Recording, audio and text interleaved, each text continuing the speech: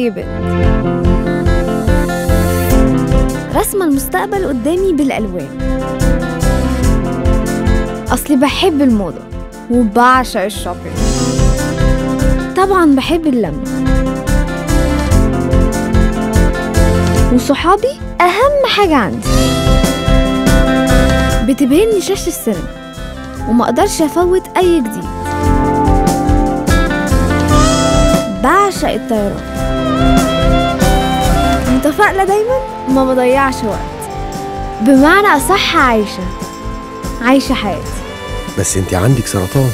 وإيه يعني؟ أنا مش خايفة عشان ربنا معايا، وبتعالج في 57-357.